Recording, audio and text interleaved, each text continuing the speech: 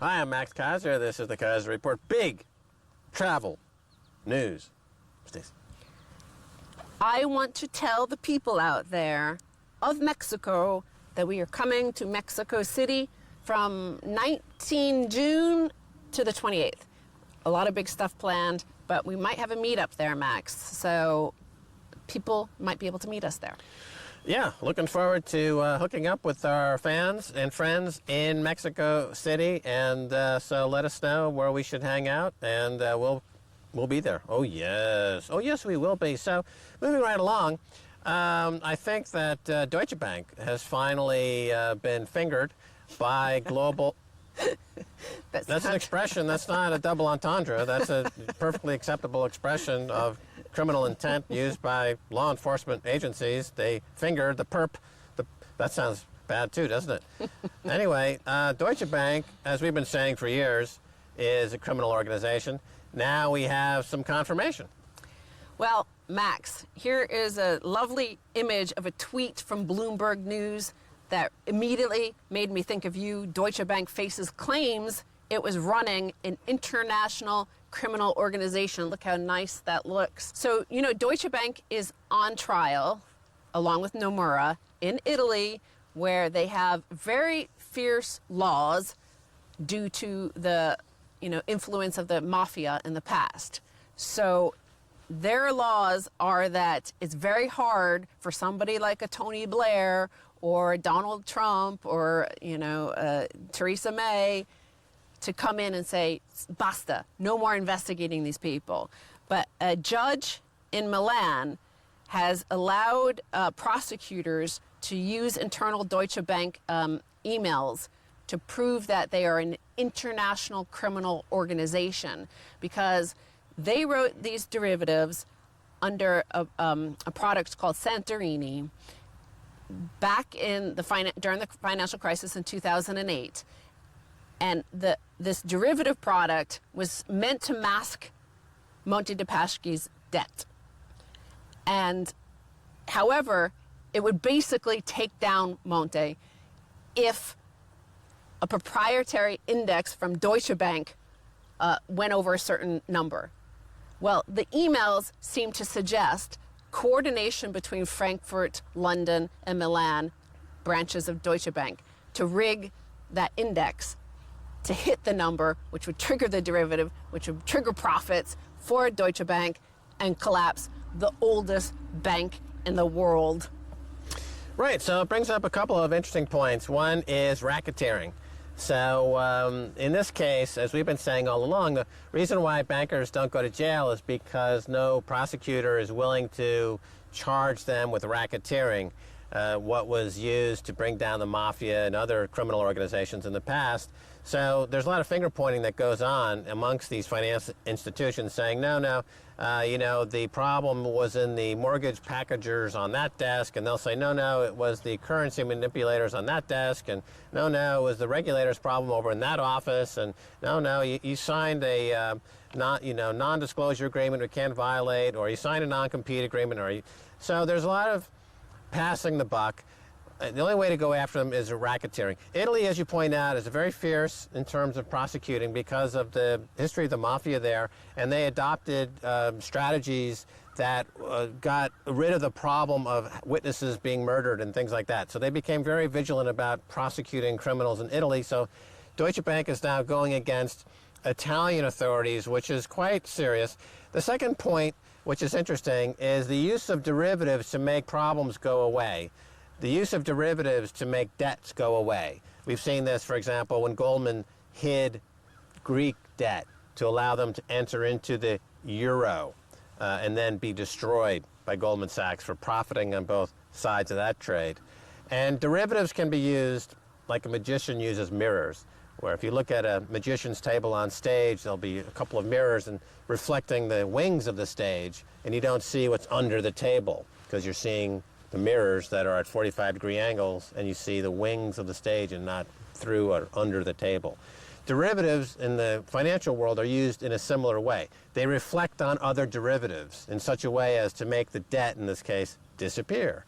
And hopefully, we'll see some regulations brought in or some There's actually regulations already exist. But what we need is we need banks to follow the law. We need the rule of law to be imposed in the banking sector. We don't need more regulations. We need actually Goldman Sachs, JP Morgan, Deutsche Bank in this case, to actually follow the rule of law, and then they would have to declare bankruptcy because there's nothing on their balance sheet that's worth more than hamster poop. Now you mentioned racketeering and the mafia, and then you mentioned disappearing. They disappear the debt. This is the mafia obviously disappears, rats, people who squeal to the feds and stuff like that. Here we also have a double tap that happened because going back into the case, Deutsche Bank and Nomura are accused of using complex derivative trades to hide losses at the Italian lender, leading to a misrepresentation of its finances between 2008 and 2012. After the deals came to light in a 2013 Bloomberg News report, Monte Paschi restated its accounts and tapped shareholders twice to replenish capital. So that's what I'm referring to as the double tap. And this basically killed a lot of pension funds and wealth across the world through these double tapping. Now we have triple and quadruple tapping happening because of the central banks getting involved in covering up these real losses that were masked or disappeared by the derivatives.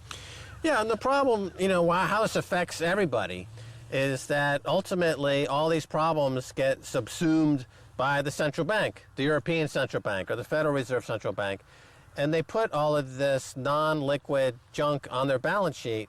And then to keep that from having to be exposed as fraudulent, they are manipulating interest rates, could be LIBOR or other interest rates, lower, to lower the cost of the fraud. And of course, that means a wealth transference of anyone having money in a savings program, in a retirement account, or in an insurance product. That all has to be moved back into the pockets of Deutsche bankers as reward for their racketeering and fraud. And that's done in the case of the UK, I looked at the numbers a couple of years ago, something like 400 billion pounds was moved from savers and workers into bankers, bankster criminals. So on a global basis, you're talking trillions of dollars being moved out of ordinary people's savings accounts into the pockets of bankers to keep from having to disclose that a bank like Deutsche Bank is technically insolvent and is preying like a parasite, like an enormous tapeworm on the global economy. And unfortunately, it's causing a lot of social unrest, a lot of rioting, the global insurrection against banker occupation we've been talking about for years is why we see so much violence out there. That's the common theme across every country that's in a state of chaos. Now, going back to the significance of this case in Italy, the prosecutors have presented this evidence, which I'm going to get into, of Deutsche Bank being an international criminal organization. And because of this international conspiracy element to it, they face increased sentences in terms of the length of the sentence that they could get if found guilty of these crimes. Also in Italy, the prosecutors are by law, they have to go after whatever evidence presents itself to them. They know even if the prime minister calls them and says, "You've got to stop this. Go easy on Deutsche Bank," like Trump said to the FBI head. They're not by law allowed to even entertain anything that a politician tells them, or they themselves face prison. So this is how they got around the mafia, paying off some senator or congressperson equivalent in Italy to stop investigations into them. But in terms of this case here, one thing that the prosecutors were able to get through, their due diligence and working and having subpoenas is they got a 2014 confidential audit commissioned by German regulator BaFin said that Deutsche Bank employees may have manipulated internal indexes to help ensure the success of the deal, Bloomberg previously reported. The study requested by BaFin said an internal Deutsche Bank review described, quote, abnormalities in the values of proprietary indexes used to set the price for the Monte Paschi deal in December 2008. So it all comes back down where the conspiracy these prosecutors presented to the three judges in Milan on the afternoon of December 5th, 2008, just 1 minute and 57 seconds after the futures price underlying the index has spiked to a level required for the deal to succeed, a trader in London pushed the button on the well done email, sent it to the guys over in Frankfurt. Evidence introduced to the Milan court shows the recipient was Michael Foresti, then the bank's head of European fixed income. So this is how the conspiracy is being proved. We might actually see a big Western bank actually see some of their bankers put in jail. Yeah, well, you mentioned the index in this case, used in this case, and you know, the number of indexes and the number of exchange-traded funds and other derivative products now exceed the number of underlying stocks. You know, so we live in a world where reference indexes and derivative products that point to values like stocks exceed the value, the number of stocks. And indexes are a way for bankers to expediently commit fraud. In this case, instead of having to call up 10 or 20 or 50 traders to get them to coordinate the fraud, because there's an index that covers so many underlying securities, they only needed to manipulate one index and to commit this massive fraud. And so I've said now for a few years, if you want to restore balance in the global economy, you need to raise the price of fraud. Fraud is too cheap. To commit fraud is too cheap. I mean, you know, like for the average person, if they're going to rob a bank, they'd have to buy, you know, a gun, buy a face mask, get into a car, get some gasoline. It might cost like 30 or 40 bucks to actually go in there and rob a bank. For Deutsche Bank to defraud the global economy costs less than a penny. They just hit one index button and boom, they've committed a multi-billion-dollar fraud. You've got to lower the cost of, you've got to raise the cost of fraud. They've already lowered the cost of fraud. You've got to raise the cost of fraud. And in the last few seconds here, I do want to say that, you know, there's a quote that is often linked to Stalin, but many people in history have said it actually similar, is that I don't care who votes, let everybody vote. It's who counts the votes that matters. In our global financial system, you can all participate in this market. It's a free market, right? But if these guys, they control the index, they control the LIBOR rates, they control these various indexes that control our financial system and all the contracts upon which the financial system runs, and they get to control it all, and so that's why they don't care if you participate and think you're profiting. Well, speaking of counting, count down the seconds until we return with the second half.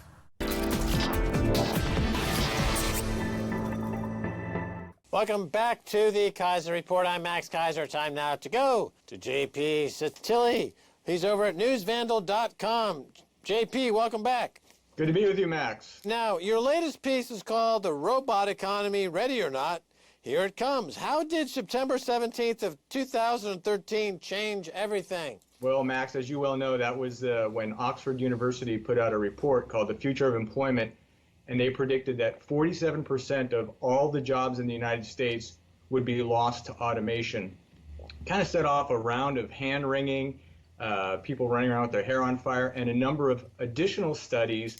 The latest study that really stands out, the National Bureau of Economic Research, since 1990, for every robot that has been installed in the American workplace, 6 jobs have been lost. There have been a number of other studies showing that automation is driving the economy and driving down wages and driving what's going to be a radical change in the way human beings work over the next 20 to 30 years. Well, you know, the social contract, as that concept goes back to John Locke, of course, is that the government governs for the people. There's a quid pro quo there. Here you have labor. Labor has some leverage in the economy. They can choose not to work. They can work. But it's all broken down. You know, there is no need for labor anymore. It's like Saudi Arabia. They don't need a workforce because it's all one industry. They have some super cheap out-of-towners pumping the oil. But everybody else is basically living in poverty, right? Well, Max, as you know, this is a problem that's gone back a long time. This is beginning in 1973. Guardian had a really interesting study. As of 2015, net wages have declined 9% since 1973, but the economy of the United States has grown by 200%. So there are two factors there. One is productivity. The American worker has been called the most productive in the world. What does productive mean? It means employers get more for less. That's your decline in wages. But how have people been able to consume? Well, we've had a flood of consumer credit to make up for the loss of wages. So that's where purchasing power has often resided, in credit and in mortgages, right? People using their houses as ATM machines to buy stuff. Well, we're now coming to a head with all of this because it was for a long period of time that workers were being augmented by machines and technology and computers and robots. Now we're getting to a point at which human beings are being replaced. So the question is, how will people buy stuff in this new economy? It's a point repeating here that there has been this automated process going on. Jobs are being lost to automation, but it's been offset by easy credit, relatively easy credit. So people have been able to consume even without their wages because they've been going into these debt markets.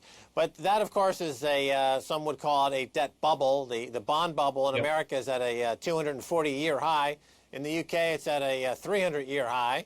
So these things don't, grow forever. You make a point here, which is very interesting, that it's a new point to be made here. Cybersecurity experts warn that these robots can be hacked to turn violently against us. So tell us more. Is there a big future in private maximum security prisons for violent robot felons? It opens up a whole vista of things to talk about, JP. Are the robots going to rise up and attack us? Well, that's the Skynet Terminator dystopia that people are afraid of. I think long before your Roomba is hacked and turned against you, you're going to be wondering why it is you can't get a job, why there is job scarcity, why the jobs you're able to get pay less than you thought they should pay, and ultimately why it is you're being, if let's just say you're a nurse, why it is you are now losing out as a home care specialist to an automated robot like Pepper, which is SoftBank. It's a Japanese company. It's an automated robot, right? Home assistant that is being allocated to help the elderly in their medical needs. So, long before Skynet comes and gets us, people are going to be wondering, what job can I do? What job is open to me? And really, what is the nature of work in an environment where a lot of the jobs, like, take, for example, picking strawberries. That's a job that's done often by migrant labor. Well, in the United States and in Europe, you now have automated harvesting machines picking strawberries and fruits and vegetables. So the excess immigration that has gone into labor, now it's not going to have labor. So now you're going to have those people out of work. So the jobs that people in the industrialized world, the advanced world, the developed world have not wanted to do and have turned over immigrants, even those are now going to be turned over to robots. So you're going to have this glut of human beings. So what are we going to do with the glut of labor? Just to follow up on that point for a second. So it's not necessarily about robots becoming self-aware and rising up. The key word here is hacked. Now, let me just follow up. Let me follow up. So in other words, a few years ago, some postulated that Michael Hastings, who died in a fiery car crash, that the car was hacked by those who were trying to get rid of him because of his journalism. And the idea was, no, this is absurd. I just saw a big Hollywood movie a couple of weeks ago featuring hacked cars falling out of buildings. This new Vin Diesel film. It's become totally commonplace now. So that's the malevolent element to it, is that these hackers are actors, bad actors, and we're leaving ourselves open to that. Now, you call this whole phenomenon Industry 4.0. Elaborate. Yeah, I actually wrote about this at the time. If you go to newsvanel.com, I have a piece called Richard Clarke's Dire Warning to Journalists. Richard Clarke, who was thought of as one of the 9/11-ish, sort of whistleblower guys. Richard Clarke, very famous guy. At the time Michael Hastings died, he actually said that this was a plausible scenario, that his car could be hacked, and he warned about it. The hacking is an issue. There's no doubt about it. And we are getting to a point at which you have not just flying killer drones, but the development of autonomous machines with facial recognition capabilities that would be able to basically be robotic assassins, right? That could go out and kill a target by recognizing them. And then the question is, if they get the wrong target, who is it that stands for criminal trial if there is criminal malfeasance in that killing? So there are all those issues, and those are interesting and kind of slightly fun issues for the science fiction aficionado. My feeling is that before we have to worry about that, we're going to have to worry about how it is we pay for the basics and the essentials of life in an environment in which labor no longer has any leverage. I mean, unions have already been decimated, particularly here in the United States.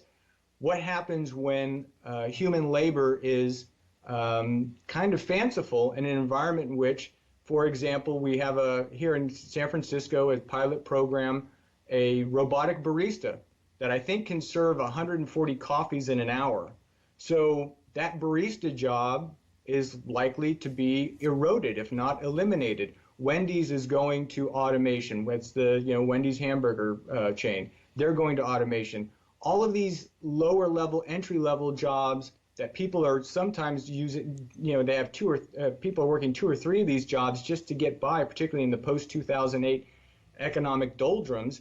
Now where are they going to turn just to be able to feed themselves? I mean, I hear where you're coming from on the hacking thing, and that is it is certainly something that has some dire consequences, and it's probably something we're going to be hearing more about as particularly military action and armies are automated and turned over to robots. Because here's another thing: what is really the military in the United States but a giant jobs program? What happens when we find out that basically deploying robots is a much cheaper, easier, and efficient way to field an army than training human beings? Right. Going back to the Oliver North's plausible accountability, you can program assassins to respond to certain conditions, go out there, and there's no chain of evidence, to use a legal term, to point the finger at anybody. We're already seeing it on Wall Street, where buying and selling, 80 to 90% of it's done by computers. For algorithmic trading, profits are made, but there's nobody actually benefiting from those profits except the architects of the software. The past week and a couple of weeks, the retail apocalypse has arrived. 1 in 10 jobs in America, I believe, is in retail. I went to a mall recently to buy a CD. First of all, the experience is like being at some old colonial village in colonial America. It's so quaint to go into a mall and buy a CD. There's 3 guys at the cash register, to do this, process this order. Millions and millions of people are being kicked out of the malls. There's no jobs. That's 10% of the workforce. Another 10% are in waitressing and truck driver jobs. So yeah, you've now got millions and millions of folks suddenly without jobs. To your point, JP, you're saying what happens when these human beings are completely without jobs and there's no place for them in the economy. What are your thoughts? Where does this go? I mean, now we can go science fiction-y here, because I think we have to make a decision about how we actually organize ourselves as human beings. It's going to be a long process.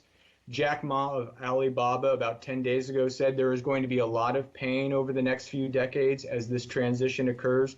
He thinks that we need to focus more on education. I tend to agree with him. I think we're going to have to decide whether we want to be a society based on acquisitiveness, that's the acquisition of things, or a society based on inquisitiveness, where education is not a means to an end, the end being I go to college, I get the diploma, I get the high-paying job, and I live a life of religious fulfillment, or whatever you want to do, if you want to buy things or have a family. Or are we going to live a life where education and knowledge is an end unto itself? It's not a means. I look at China, and what is China doing? China is actually now the world's leading producer of industrial robotics. They have a 5-year plan. They're about 16 months into it. They are automating like crazy. There's a big piece that just came out in the New York Times. Ford and GM are in China right now, and what are they doing? They're installing robots, and China is embracing robots at the same time They're embracing education for their people, and they're embracing new technologies like CRISPR, which is the gene editing technology that is going to completely revolutionize medicine. They're already in human trials there on CRISPR technology. So, China has a plan for this, which seems to be embracing robotics, where the United States just voted for a guy who wants to bring back jobs from China that China is in the process of automating. Looking at American history, though, and what happened to the native population, the future does not look all that bright. But thanks for coming on the Keiser Report. Thanks a lot, Max. All right, well, that's going to do it for this edition of the Keiser Report with me, Max Keiser, and Stacey Herbert. Got to thank our friend J.P. Sotilli of thenewsvandal.com. If you'd like to get in touch on Twitter, it's Keiser Report. And until next time, bye, y'all.